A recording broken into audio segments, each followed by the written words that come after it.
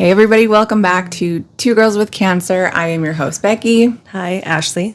And today we've got what we think is a pretty cool episode. It's something that is important to both of us through this cancer journey.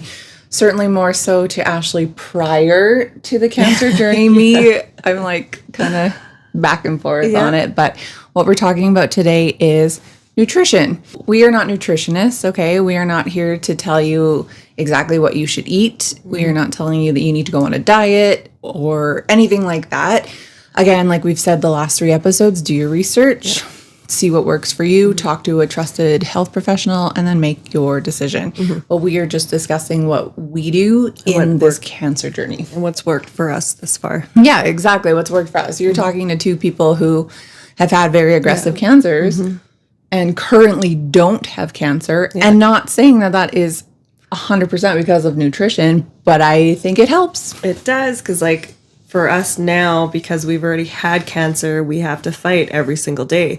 We can't have this, we can't have that. You have to make those decisions because the cancer can come back.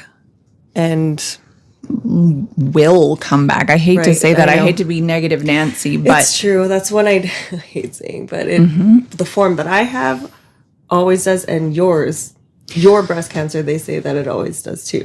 Don't they? Yeah, well, not that it always does, but the HER2 positive has the most likely chance of recurring within 5 years. But I've also read a thing too that said if you go past that 5 years with HER2 positive, then your chances are lower. Well, then you're kind of out of the woods. But I don't know. I actually haven't done a lot of research on that because with stuff like this, like we talked about last time, every body is different. So if I'm like, well, hey, I've hit that 5-year mark. I'm 5 years one day and cancer comes back. I'm mad because I'm now not part of the statistics. So I haven't been researching anything like that just because who knows how my body is going to handle it compared to how somebody else's body. So anyways, nutrition is today's episode. Why don't we start off with you talking about what your day-to-day looks like as far as what you eat, any protocols that you do, anything like that. Nutrition isn't even just what we're talking about eating. It could be drinking. It could be juicing. Juicing is really important. Huge.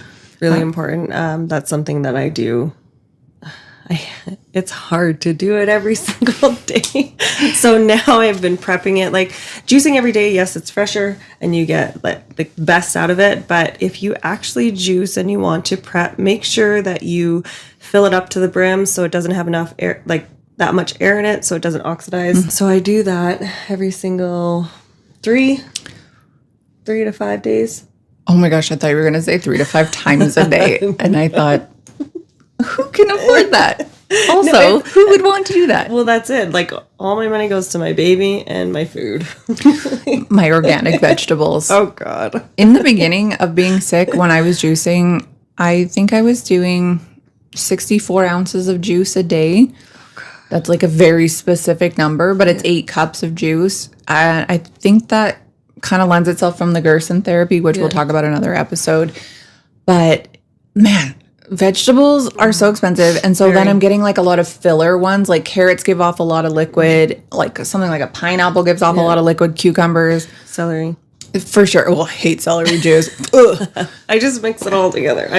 I'm not a specific, like, let's do carrots and apples this day. I'm just like, put it all in there, and whatever I buy and whatever's in my fridge goes into my juicing. Well, when I first got sick, I followed this plan called Crispy Cancer. If anyone doesn't know his story, he was a young guy, I think like late 20s or early 30s, and he had, I want to say colon cancer. I feel like I should have researched this more before I'm talking about this. Anyway, he had some sort of cancer, I believe colon cancer. I'm pretty sure. He had surgery right away and then opted to not do chemo. He decided to go fully into the research of foods and how food can heal you and help you, and he went pretty much raw vegan and a lot of juicing. Again, I think he takes some of his thoughts from the Gerson therapy because that's over 100 years old or almost 100 years old. Now, it's not to say he doesn't eat meat at all. Like, he does, but as far as, like, healing his body, and he's some 20 years out since this happened. So, colon cancer, you know, the fact that he's lived 20 years since then is amazing. Now, that being said, I followed this thing, like, religion. Like I was so strict on it. Yeah. I hated every second of it. And my body, like, it's hard. It struggled with it. And I really think that your blood type also has something to do with what you should eat. So I'm an O positive, for example. That's a red meat eater. And it's not saying that I can't eat vegetables. I can, but I need some red meat. And so when I wasn't eating it, I had serious brain fog. And I was tired all the time. I was bloated. I looked super pregnant all the time because my guts were like so inflamed from all these veggies. I was hating it and the juicing every day. I hated every second of it. And I know I went and saw like a naturopath, and he's like, maybe start incorporating a little bit of semi-cooked vegetables into that. I think he said something to do with like Chinese medicine or the way Chinese eat. Yeah. Like they say that cooked vegetables or partially cooked, like crunchy but partially cooked, are better for digestion. And sure enough, it was. And then I started adding meat back in because I could not do it, but I was getting grass-fed, grass-finished beef, free range, like nothing, or wild caught. Like it was nothing that came from a grocery store. It was all very niche. And it was delicious. Like it helped so much. It got rid of my brain fog. It got rid of my bloating, everything like that. So I was still juicing and I was eating clean meats, and that's pretty much what I was eating. See, I never cut out meat. Our bodies need it. Our cells need it. We need it. Seriously. We do. So like a woman, I'm pretty sure it's 120 grams. I even struggle trying to get a protein a day. So I'll have it with my Greek yogurts, my cottage cheese. Like I make that dessert that I brought for you. It's so high protein. And then there's gluten-free, because I also cut out gluten, but that was a little bit prior to getting sick. So I have gluten-free graham crackers. I put my fruit on it. That's a high protein snack. So everything that I eat throughout the day, there's protein with something. There's a hard-boiled egg. There's a piece of meat. There's, like everything. Everything has it, because it helps our body heal when we have the protein. Yeah. On this journey, and when you say if you unfortunately get diagnosed with it, there are going to be a lot of people with different things that work for different bodies, but make sure you get what's best for you and what works for your body. And your body will tell you. It will. Yeah. Like, well, look at looking like this. When you didn't eat meat, your body was like, I can't do this brain fog. I couldn't remember anything. I'd be like so dumb all the time. And I'm like, girl, you need to get some steak in your life. And I did. And I got better. Yeah. See? But they say that with breast cancer specifically, or hormonal cancers, that you should cut out meat because of the hormones in it and how it fluctuates things in your body. Grass-fed, like you said, and that stuff, right? I'm so torn about what I think people should have and shouldn't. So I was in that Crispy Cancer Facebook group, and I made the comment just as like devil's advocate, I guess, and not that I don't believe in what they're doing there, because I do, but I said, hey, just FYI, like for a different opinion, when I first got sick, I did this and I felt really gross, and I started to add meat in and I felt a lot better. Well, did my post get deleted like that? But you were giving your opinion, what worked for your body, and that's what we're doing here. Is we're just giving you guys information, what we've done, and try it and see if it works for your body. Nobody's right or wrong. It's what works for you guys and what's worked for us. Like for my specific cancer, there's barely any research. I tried to get like the dietitian, like what should I eat, this and that. They're like, nothing. Pretty much the oncologist just said, go on about your life. And that was it. I hate that. I was like, okay, what do I have to eat? Like I lost half my colon. What am I going to do? Peritoneum tissue's gone. Like I need to figure out how to work, like eat stuff that's good for my body, how I can like get healthier. And there was absolutely nothing. I hate that. So. Even when I'm tagging stuff on Instagram or TikTok, I tag or hashtag breast cancer, like a million tags. I hashtag neuroendocrine cancer, a couple thousand maybe. And it's like, no wonder nobody knows about it. Nobody knows how to deal with it. It is rare, but it's not rare enough that people don't get it, right? Like there needs to be more research. Also, your ribbon is a zebra, and it's so cute. I know, I've seen that. Mine's boring pink. Not that I'm against pink or anything. I love it. But. Well, because the appendix one is the orange one, and then the ribbon is for the neuroendocrine is actually a zebra. I know it's adorable. I wish it was pink. But you got pink. So we can still have it. Right? I do love pink. Me too. Obsessed. I'm thankful that the breast cancer side of things does have a ton of research because people are throwing money at breast cancer. I'd say more than anything. I wish they were for mine. But that's just it. Like, I'm sad for people who have more unknown cancers. When I got the statistic for when my cancer comes back, it was like, so when it hits one of your major organs, you got between 6 months to 15 years to live. And I'm like, what?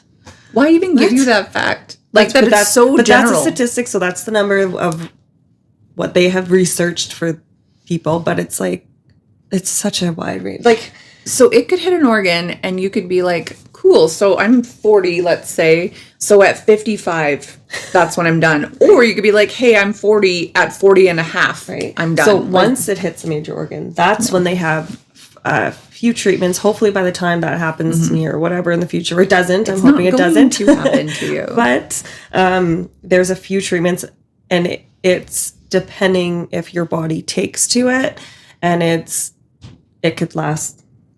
It could be like a year for one, 4 years for the other, and then. I hate that prognosis. I hate it. I hate that he told you. I hate that that's right? the research on it. In my mind, it's like, okay, I don't have active cancer now. That's why nutrition for me is so important, because that's how I save my life. I fight every single day. And there's days I don't want to. And there's days like, I was so tired the other day. I was like, you know what? I'm getting a sub. I probably shouldn't have. But Subway? Yeah. I love Subway. Man, I had a sub from there the other day. That was like the best thing I've ever had. And I had extra cheese. I still eat my dairy. I've never cut it out. Another thing for me is everyone's like, oh, go have your coconut, almond, like all that stuff. If you can make it home personally yourself, I would. You know, I would drink it that way. But there's so many fillers in them at the store that you don't realize. So like, oh, it's healthy for you. Here, let's grab the almond. And then you got canola oil, you got seed oils, you got oil. Right? And seed oil alone should be an episode. I recently switched my kid, my youngest one, to no dairy, no gluten, because she's struggling with it. And so I'm like, okay, I'm going to buy the organic, even organic soy, which I've come to like, organic oat, whatever. Yeah. And it's like, what second ingredient is canola or sunflower oil? It's like, do you know that canola oil was made to grease up the carb parts? Yes. But here, it's your body for you. Just put it in your body. Can you imagine what it does inside your body? Anyway, Red 40 Dies. Watch that. Red 40. Oh. Red 40 Dies. Just we should do an episode on that too. On just like dyes alone, right? I remember I had a friend over when our babies were both really young. Her kid was eating Cheetos at the time. And I went and got this like detangler spray for her hair, and I sprayed it in. And she was like, wait, is that organic? Is this? And I'm like, are your Cheetos organic? Okay. I'm like, look at all the red dyes in there. And then she came around. Anyway, if you're listening to this, I'm sorry. I love you. So it's true though. For sure. And so, like I said, in the early parts of me being sick, I really watched everything and followed. And then chemo hit. And I was like, I'm just trying to survive. I'm trying to feel like not an absolute bag of garbage. I want to just feel good. Plus your tongue is so raw and sores everywhere and everything tastes like gross metal. I was like, I just need something. And in the very first round, it was my mother-in-law's birthday. And we went out to the Beijing House, which is the Asian restaurant that we always go to. And I felt really guilty eating like ginger beef and things like that. It'd been my first time in almost 6 months that I'd eaten this. And then I gave myself this little cup of ice cream with a little bit of sprinkles. And the guilt that I felt for having this. And I even made a post about it on my Facebook about like giving myself some grace, but like I was having a hard time. And then after that, like as the chemo felt worse that round, I'm just like, snacks. And then when you cut sugar out of your body does not need it. And I'm not saying that you don't need sugar. You do need sugar. It is like the life source of your body. But when you're cutting out gross, refined sugar, added sugars, your body no longer craves it. Probably because you've had yeast die off. If you have candida, it's fueled by sugar. That's probably gone. When you start adding it back in, you want it all the time. It's like an addiction. It's an addiction. Oh, 1,000%. Like I think about this every day as I walk to the pantry and I see chocolate chips or like mini eggs and I take a handful and I'm like, if cancer isn't enough for you to cut out sugar, like I'm guilty what is? I'm guilty. Like it wasn't my wedding because we kept saying like we're gonna get fit for the wedding. We never did. And so every year we're like, this is our year. It has to be. And then I'm like, well, if cancer isn't enough, like I don't know. But honestly, sugar is a serious addiction and it's hard to get rid of. The doctors will say there's no link, But refined sugar, because it's chemically processed, it does feed your cancer. It does. I wanted to know why, though. So we looked into this. We said last episode, or I said last episode, I'm not sure if I think it does. Just because when I cut it out and I was feeling good, but the cancer wasn't going anywhere. And I also think that I probably should have, like, you need to give it like a long term, not just a couple months. But then after I did chemo and I was eating whatever I want, then the cancer started to go. So I wanted to look up why cancer and sugar are connected. So sugar is your energy source, right? Everything, also. I think, is made up. So your blood sugar, you get it for energy. You take it out of carbohydrates and it fuels your body. So they're saying that the link isn't that the cancer cells, which are very fast moving and fast reproducing cells, they don't feed faster off of sugar, which is what I just assumed. I assumed that if you had regular cells here, cancer cells here, under a microscope, and you fed them both sugar, these would process them normal. These would process them really fast. Apparently, that's not how it works at all. What the cause is that more sugar leads to more caloric intake or more calories, which equals more body fat. The more body fat you have, the higher risk you have for cancer. That being said, that's not for all cancers. It said specifically 13 different types of cancers are more at risk when you have obesity or higher body weight. What were you going to say? I don't know what's going on now. Brain fog. As usual. But yeah, so I read from a few different sources here, and I'm just reading off. So BC Cancer, I guess I could have looked at Alberta Cancer, but BC Cancer, they were saying that eating more sugar doesn't mean more cancer or that your cancer cells will grow faster, and eating less doesn't mean that it will slow down or prevent cancer. It's all kind of linked to that more cancer means more body fat kind of thing. And now they do say that you should limit your added sugars. So that's your refined sugars. So anything that he says added sugars, that's what you need to watch for. Specifically like preserved foods, not like your mom's jarred carrots or anything like that. We're talking like something from a box, from a can, from a package. That's your added sugar, because that's not like a clean source. It's not like honey or agave or monk fruit, like you were saying earlier. These are refined sugars. These are chemically processed sugars, and they're not good for you. Just in any disease. All diseases live off of sugar as well. But the bad sugars, like she's saying, like the refined sugars, you can get sweetener. Even like diets, aspartame's even worse for you. I know. Aspartame sucralose, it like makes my tongue numb. I hate it. But you have to make sure, like I switched to monk fruit sweetener. You can get it at Costco.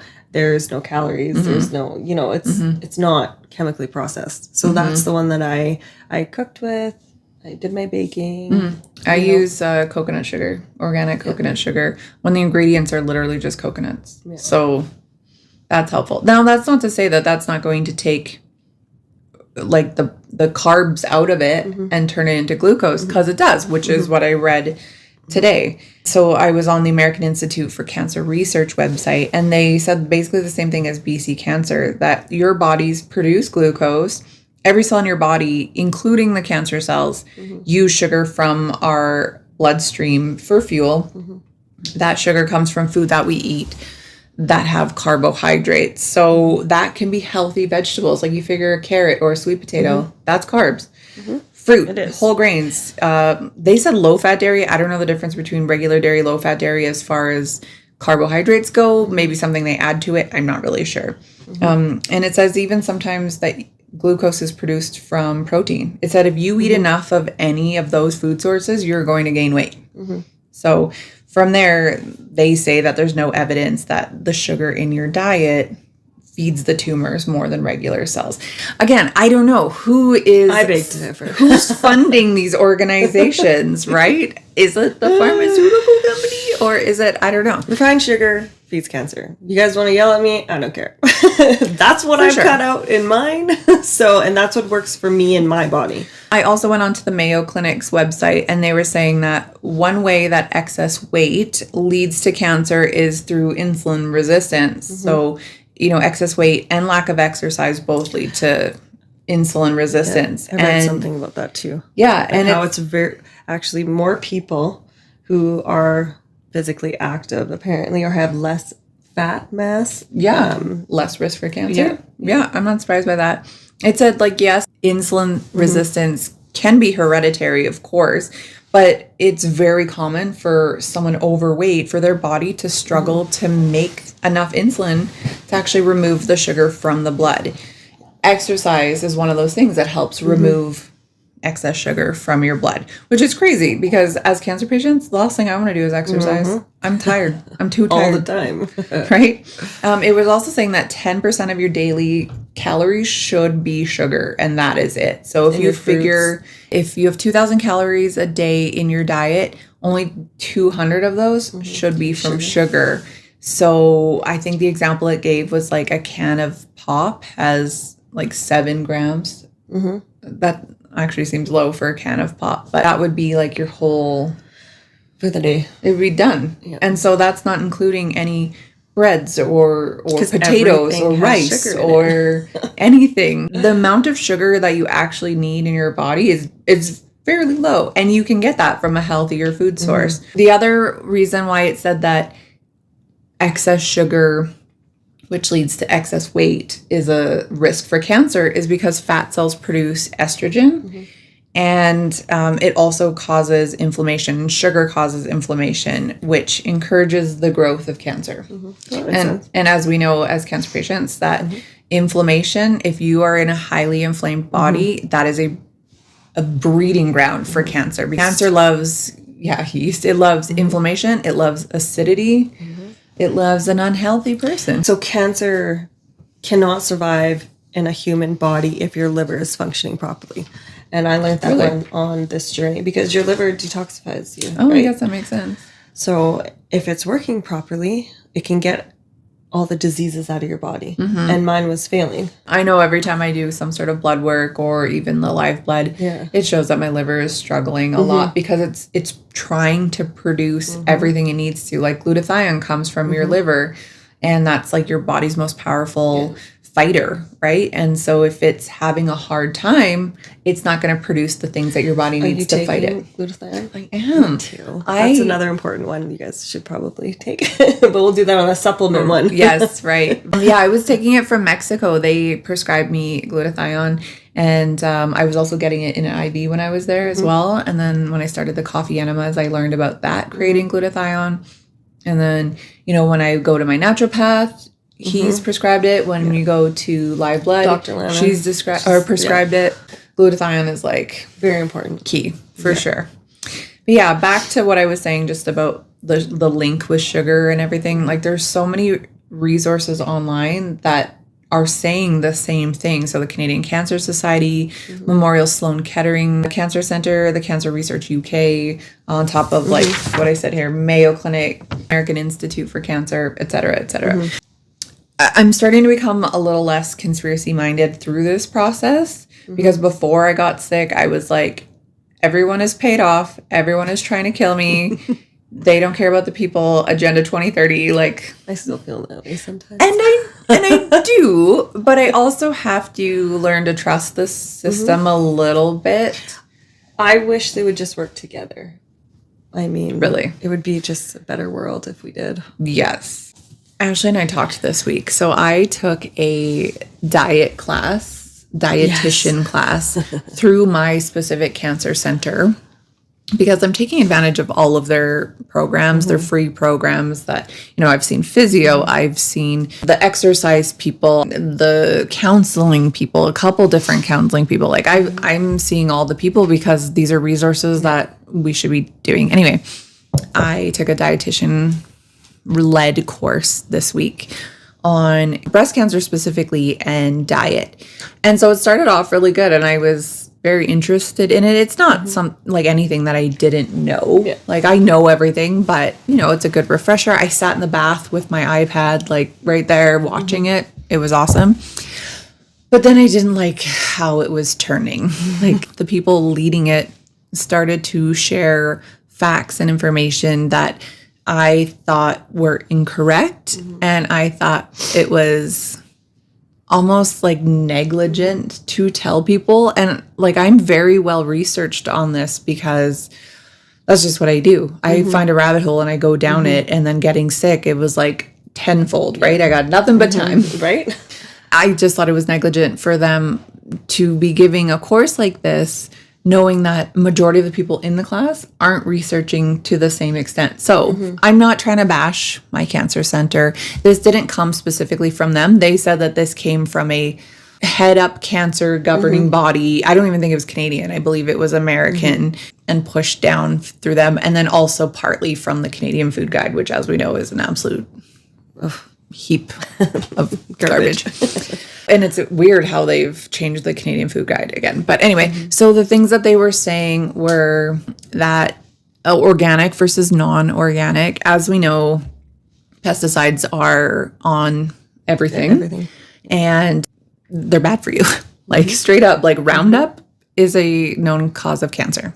And they were saying that there is no difference between organic food and non-organic food. And it didn't matter which one you bought, because our restrictions in Canada are very strict and we have to follow certain ones. And there's no evidence that pesticides are even linked to cancer. So that made me mad, first of all. Not even just cancer, other diseases. It just shuts your body down. Like, yeah. What is it in Roundup? Glyphosate. I can't say words. Glyphosate. Known cancer causer.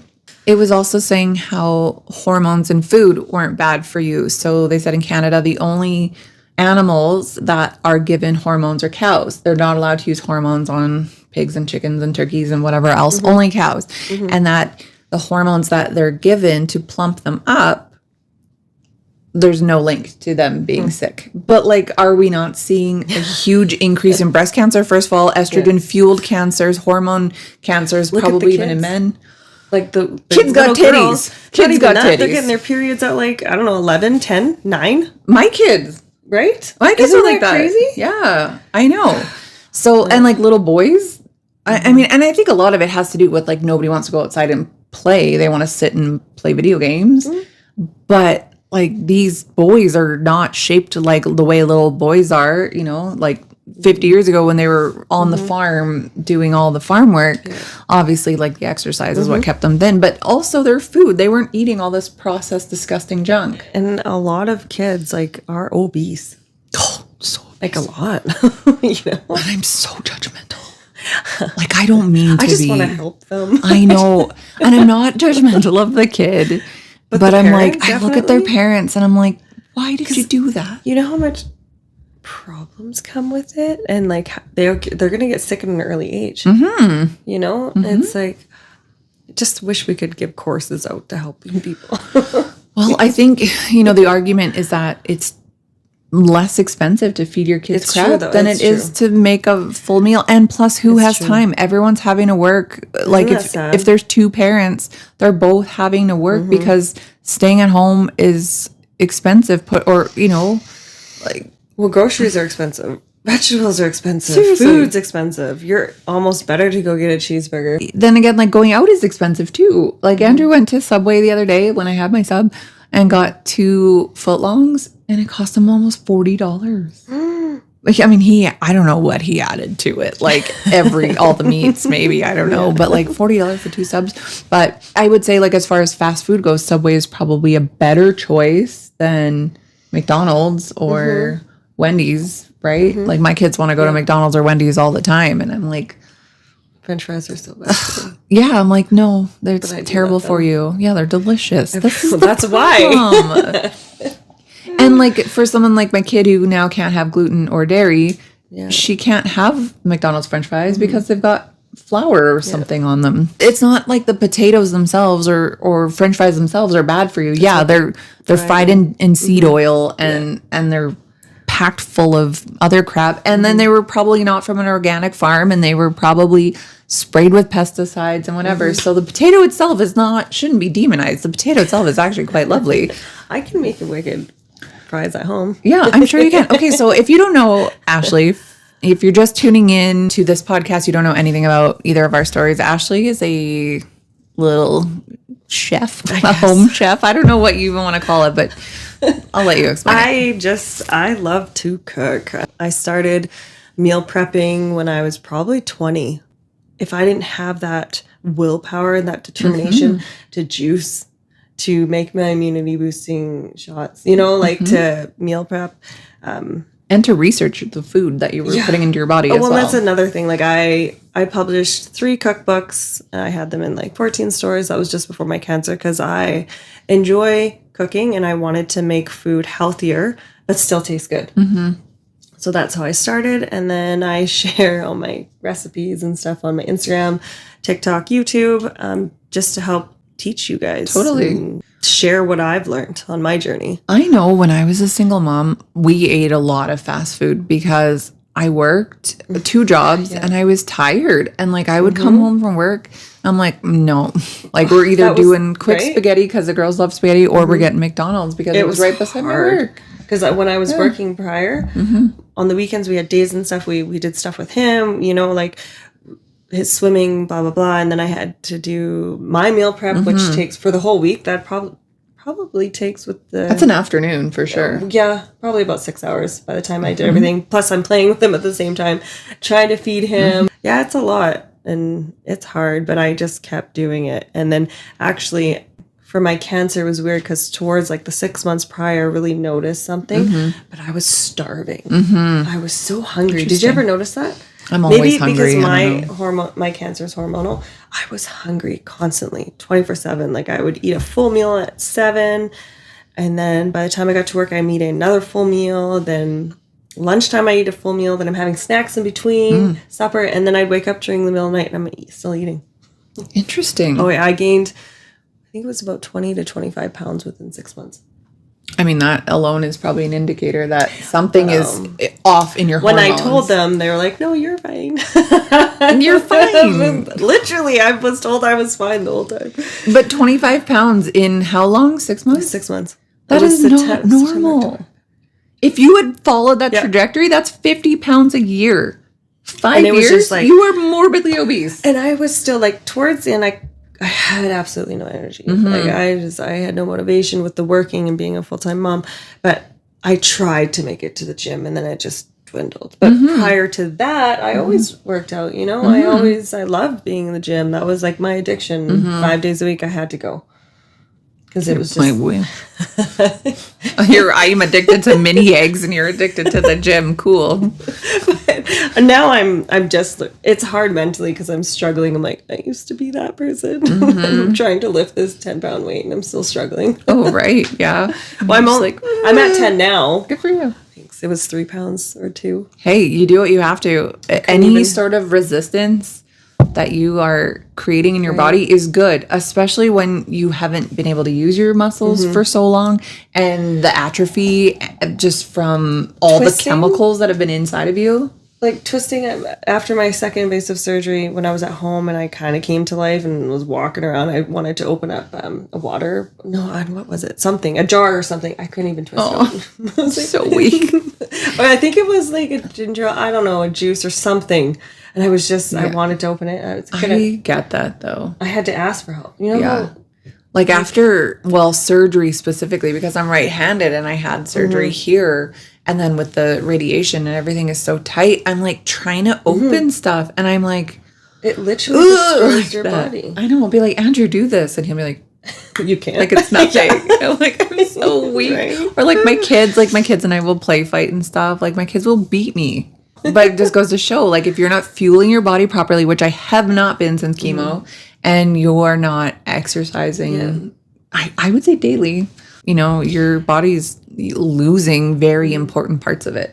Even if it's just like 15-minute walk outside or on the treadmill or something, just to keep your body moving. It's really important. Like I struggle with it some days. But hard. It is hard. Before, not all. I was like, go, go, go. And now it's like, because the low iron. So I just had my first iron infusion on Friday, and I'm not there yet. But you will be. Right? I thought I'd feel a little bit more energized, but... So speaking of nutrition and iron and things like that, when you're getting that, like the doctor who prescribed it to you, Do they tell you what other foods you should be eating in order to increase your iron, or is it just come to the hospital and get an infusion? And actually, they don't really want to do iron infusions because it actually can be dangerous on your body. But because with my body and the surgeries, I can't get constipated. So with the iron infusion, it goes into your bloodstream. But they don't really. They want you to take like an iron supplement. And then, of course, I do my own research. Liver and onions is like... Oh, yeah, you said you like liver. I do. My mom actually started making it for us when we were younger, and I just love it. But I don't want to eat it every single day. So actually, I got the supplement from... Oh, the trifecta. Yeah. What is it? Bison trifecta? The bison. So it's kidneys, heart, and... spleen, I think. Liver. Oh, is it liver? It's liver, yeah. Okay. That's actually really important too. I highly recommend that for anybody who suffers like iron deficiency, even just to get your liver back on track, a liver supplement. Yeah, I've heard this, that if you eat a supplement or the food itself of what you're trying to help for yourself, so like if you are having some brain issues, eat some brain, not a human's brain, but like a animal. Like a cow, like a clean cow. Bison. The ones that I'm getting is bison. We can also link it here. Bison trifecta. I have the cow liver, and then I have cow organs. So that's like a mix of everything. And I was taking those pretty consistently right up until I got sick. And I probably could be introducing them back into my diet, but I'm on so many things right now that I just haven't even thought about it. What's a lot once you get into this? Like, there's so many different things we have to do every Oh my gosh. I dread how many pills I have to take. I actually started to cut some back because I was taking a mix of, again, Mexico, live blood analysis, and naturopath. And I was, and another naturopath that I saw. So all of these people, I had taken kind of the bits and pieces of it, the most important ones. Worked for you. I added it together. And my pill container was like overflowing. I had no more room for them. And when I had to add my last one in, I was like, I need to just cool it. I was missing doses because like I'm not home all the time, or I'm like forever losing vitamin pill cases. So this morning I was like, I'm standing there on the counter with my hands. I'm like, I don't want to do this anymore. I'm like, I'm exhausted from just taking 50 pills, or, you know, like, well, they're supplements. They're not like actually. Yeah, it's not like pharmaceuticals. It's healthy stuff for you. But it's like, it's a lot. If you miss a day, you feel guilty. Like if you eat something, you feel guilty. It's like that Subway I felt guilty. But it's crazy. I'm not quite there. I'm glad that you feel guilty though. That's like, I hate to say it, but that's a good way to live though, because it keeps you aligned. Like it keeps you on track to buy your own food, to make your own food, to eat cleanly as possible. And I'm so like, one day mentally I want to get back just there. Come over, and when I have to do a meal prep, and we'll just do it together. Or I'll do it and you can learn. We're going to take a video of Ashley's meal prep to see, and we're going to put it on Patreon, like top to bottom, so that you can see what this girl does. It's insane. Immunity boosting shots. I was supposed to do that today. Yeah. But they didn't have any turmeric. So I'm like, darn it. Oh, really? Yeah. Because I buy the fresh one and then I juice it. So I put lemons, a bag of lemons, oranges, Save on Foods. I grab it's a bag like that for the turmeric, fresh turmeric. And then I have a bunch of ginger, and then I'll juice that all. Oh, so gross. It's not bad actually. And then I have cayenne pepper, because cayenne pepper actually gets your blood flowing, and it's actually good to take a cayenne pepper supplement with your supplements, because it actually activates it more. Interesting. So then I put the honey and MCT oil in it, and then I put it. The honey would help. Yeah, it does. Like it has a kick to it. But when I make them, then I put them in the fridge. It takes about 12 hours, or let them sit overnight so that the honey dissolves and it all mixes together. And I just started taking 2 a day because I've been kind of feeling maybe a cold on, but I have not been sick. That's amazing. The last time I got sick was in my 3rd surgery. I had bronchitis or something, but that was October 4th. I haven't been sick since. Well, that's good. Yeah. I got sick 4 times after, or right before surgery. That was November till probably January. Just 2 months. I was sick 4 times, and it was brutal. Remember my eye swelled up into... Oh, yeah, I remember that. And it was a sinus infection in my eye. So, yeah, maybe I need to take these. Yeah, I found like when I was juicing consistently, the plan that I was following was saying that you cannot have juice in your fridge for longer than 24 hours. Like, they were wanting you to do it fresh. Like, and I know in the clinics in Mexico that do the juicing, which a lot of them do, they are making them fresh specifically every hour for you. For cancer patients or people who have it, you want to do it fresh. But once you're out of that, like there's a juicing place on the West End, and I think it lasts about 5 days. But you have to make sure you get it to the brim. Like, so there's like barely any air in it, or will oxidize. And then so with an airtight lid on it as well. Well, yeah, that's what I do. But I'm not like, I don't have active cancer, so sometimes I. Well, that's just it. Like you spend all this money on the juice and then you're drinking it and you're like, this makes me want to throw up. I would rather, I don't know, have a Blizzard or something right now, a Dairy Queen Blizzard. But you get it back. Yeah, right? Doing it. I don't know. Like I would often put it in my fridge and then I'd be like looking at it for a day and I'm like, no, I'm not. And then I would dump it down the drain and I'm like, what are you doing? That's so expensive. It's hard. It's mentally hard. Like, this journey is not easy. Well, I know when I first got sick and my insurance provider reached out and they said, what do you have going on that makes it so you can't be working right now? And oh my God. And I was like, well, I have to juice twice a day, which doesn't seem like a lot, but that was almost no energy. That was almost an hour at a time. By the time you would like wash everything and cut them and juice them, and I would strain it because I hate the pulp and all that. Like, so 2 hours of my day with that, and then not on plus no energy, plus your mind's like, I might die. Yes. Like, I have cancer. Death. Right? Yeah, literally. I'm like, all the walks I'm taking, the rebounding, going in my sauna, the coffee enemas, the juicing, like I don't have time to even make dinner for my children. My poor kids haven't had a home cooked meal in a year. Right, though. That's why we get McDonald's. Even though we're talking about nutrition. I need to be like a practice what I preach kind of person. Like I said, I know all the things. I am so researched on this. It's just, I honestly truly believe that the sugar addiction is so strong. It is. It overtakes everything. My desire to make a beautiful salad and provide my whole family with that is like overshadowed by like, let's eat something that's full of bread. Easier. Yeah. It is. It is easier. And it's, I don't know, cheaper. Well, there's still days, like, don't get me wrong, I don't meal prep every day and I don't eat healthy every day. There's days where I can't get out of bed and I'm tired and I'm like, you know what? I'm just going to have soup and crackers tonight. You know? Yeah. Like, I'll always make sure baby's fed. He's not a baby, but he's my baby. But I always make sure he has his supper. But when it comes to me, I just...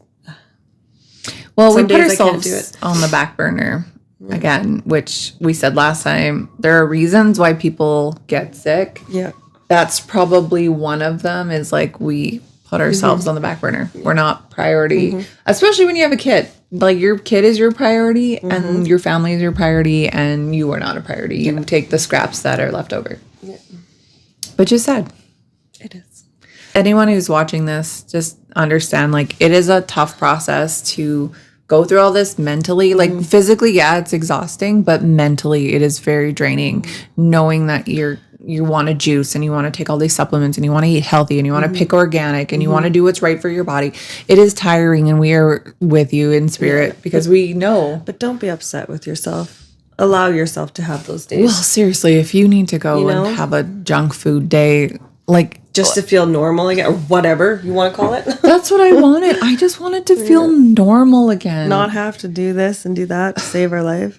Yeah. When you think that your entire life, your living life depends on what you eat, there's a lot of pressure to be perfect. And when you mess up from that, you're like, I'm going to die. And then I'm literally going to die. Yeah. You beat yourself up. So give yourself grace. Yeah. We're talking about being nutritious, making good choices. Yeah, like go with organic where you can, but give yourself some grace because this is so hard and you have so many other things that you are trying to battle right now. Last night I had, what are those called? Drumstick, that ice cream with it. Oh God, it was so good. A drumstick? Yeah. I had one last night and I had a craving and did you feel bad or did you feel good about it? It was great. Oh, okay. And so I think like mentally your body needed that. Apparently. That's what, right? Like I could have went for my healthy, like dark chocolate coconut bar. But I was like, no, I'm going to be bad. so bad. But it was so good. Just don't be bad like 20 times a day. Yeah. I think that's maybe what we're saying. Yeah. It's like make good choices 90% of the time. And don't beat yourself up because it's not going to be good for your mental health. Just be like, okay, I did it. You know what? But then get back on track. You know, don't keep doing it. No, like don't expect to feel super great if you are fighting cancer, if you're going through this and you're only eating trash. Like your body, body wants to be fueled properly. It really does. Like we live in Canada, right? We're Western view of what food should be, which is so different from literally the rest of the world. The North American view of food is so unhealthy. It's I wish so I lived in Europe. Seriously, their standards and what they accept are so different. When my girls were young, I had a couple of French and one Swiss nanny come live with us. And I remember a couple of them saying, I don't understand what's wrong with your bread. I eat a loaf every day with Nutella like I do at home, and I've put on 10 pounds or whatever, 5 kilos since I got here. And I'm like, first of all, you're eating a loaf of bread every day. Ew. And then I remember one of them said to me, this bread has been on your counter for 3 weeks and it's fine. And I was like, yes. Imagine that in your body. But there... They go to the bakery every morning. They pick up this loaf, fresh baked that morning. By the end of the day, that loaf is no good anymore. They either toss it or cut it up and make French toast the next day. No preservative. Exactly. So it's a lot different. I'm like, girls, you cannot eat this bread here like this. You cannot eat a loaf of day. You 100% will gain a ton of weight from that because you figure it's just like glue, like sticky old glue inside your body full of chemicals. So...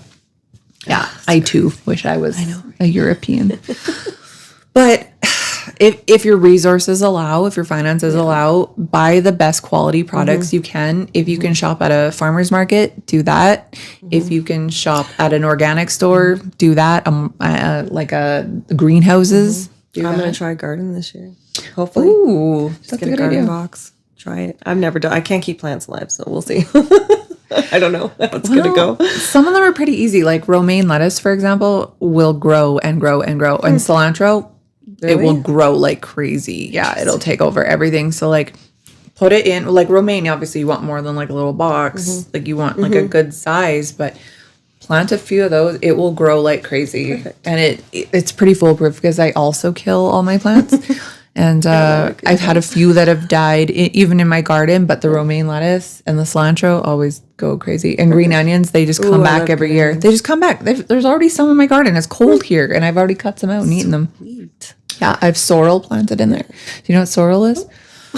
It's like a lemony sort of lettuce. I don't know how to really explain it. It's delicious, but it's like real sour, like lemons.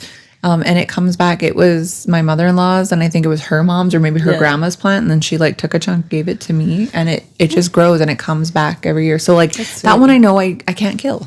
Perfect. I want ones that I can't kill. Well, I'll cut a chunk for you, and you can put it. It's delicious. I've made sorrel soup out of it. Where you use it kind of like in place of spinach, or I think it's probably too cold. I don't think it's it's sprouted yet, but soon in like a couple weeks.